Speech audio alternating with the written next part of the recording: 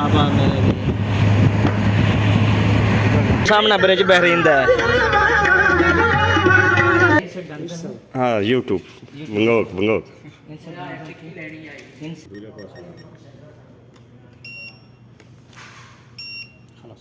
ਮੁੱਛਾਂ ਅਗਰ ਵੱਡੀਆਂ ਕਰਨੀਆਂ ਉਹਨਾਂ ਤੇ ਸਰਸੋਂ ਇਹ ਪਿੰਡੂ ਜਿੱਥੇ ਵੀ ਦੇ ਸੁਣਨਾ ਤੁਹਾਨੂੰ ਇਹਨਾਂ ਨੂੰ ਫੜ ਮਾਰੀ ਜਾਓ।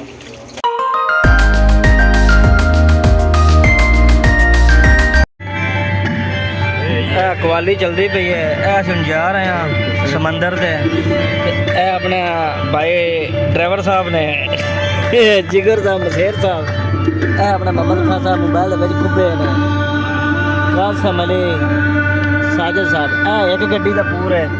दूजी गड्डी वो अगे जा रही है। ठीक हो गया उन्हें जी सवारियां तुहानू भी विखावांगे इंशाअल्लाह ताला। एक जगह से स्टॉप करना है बाकी तुम एरिया वेखो।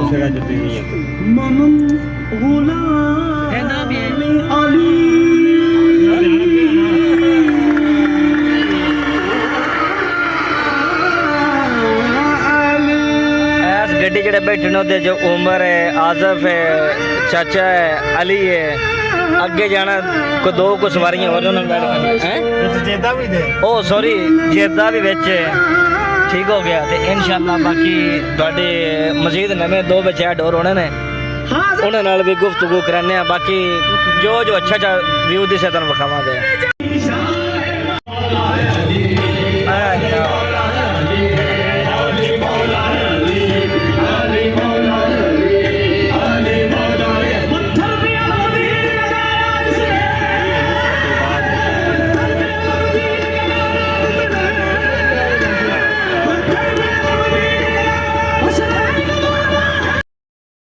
आबाद मेरे लिए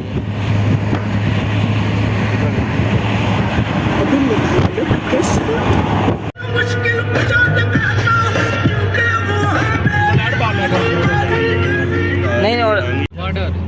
लो जी बहरीन का सिस्टम आ गया जी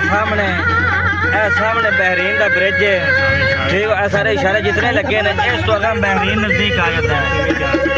अभी फिर वक्त नहीं जा रहा कि साड़ी छुट्टी कौन लगे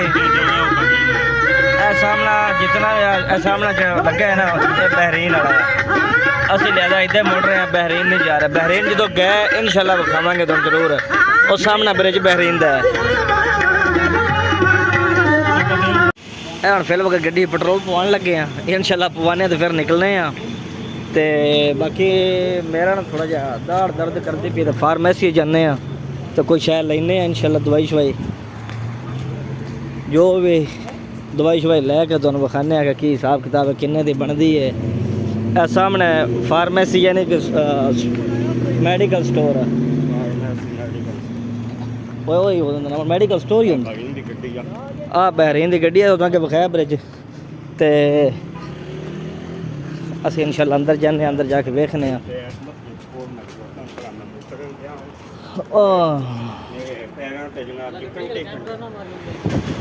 नहीं मैं को नहीं मारिया हूँ अभी अज असैम्बली आगे चेक करने अपनी पर मैं पूछ ला सर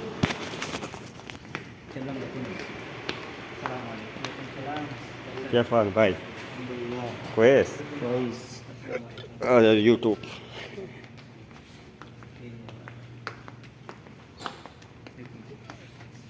शायद नहीं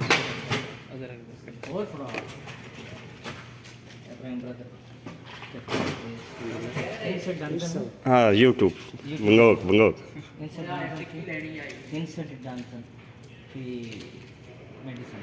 बस ही ना पेन हुआ हाँ ये टैबलेट टिक्की का भी बिल थे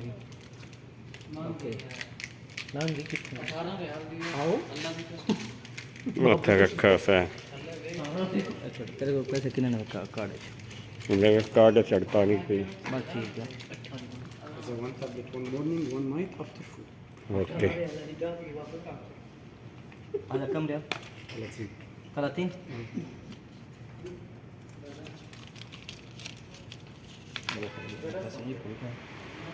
कार्ड अपना देता किधर गई कैश देंगे कैश लेंगे कैश ही नहीं कैश दे छोड़ मैं पैसे देना मकसद तो पैसे देने के लिए 33 दूसरे पास ओके शुक्रन अस्सलाम वालेकुम मेडिसिन ले ली है अल्लाह खैर करे इंशाल्लाह अल्लाह ताला तंदुरुस्ती भी दे देगा थैंक यू ब्रदर ते बाकी मैं लेना नसीब ने चला बस हम जा रहे हैं इथों जड़ा सामान करने चले जाना फाद भाई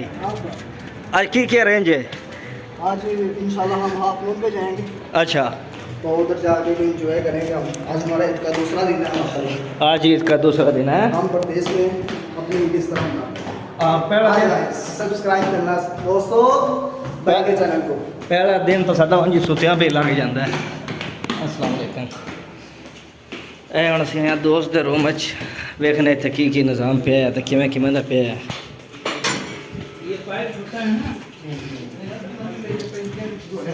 अस्सलामु अलैकुम रहमतुल्लाहि व बरकातुह ईद मुबारक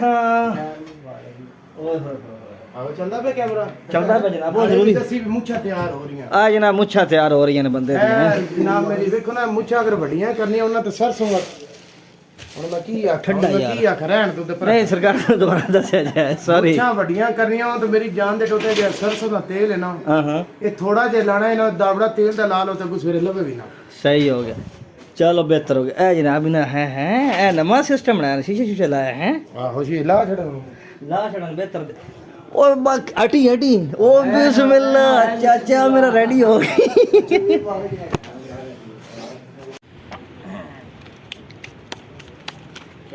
तेरे ते रात क्यों नहीं पता लगता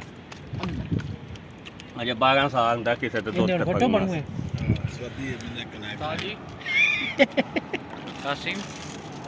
ਉਹਨੇ ਲੈਣੀ ਹੈ ਮੈਂ ਕਿਤੇ ਬਗਾਲਾ ਮਾਰਨੀ ਬ੍ਰੇਕ ਲੈਣੀ ਠੀਕ ਹੈ कि ओ बकाला ही नहीं हो की है ना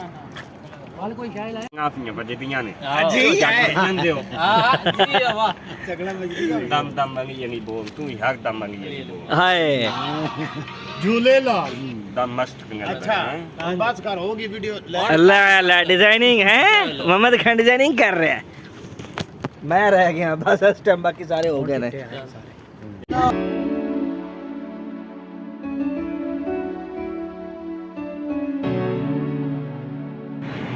ਅਸੀਂ ਜਨਾਬ ਇਸ ਟਾਈਮ ਆ ਗਏ ਇੱਕ ਜਗ੍ਹਾ ਤੇ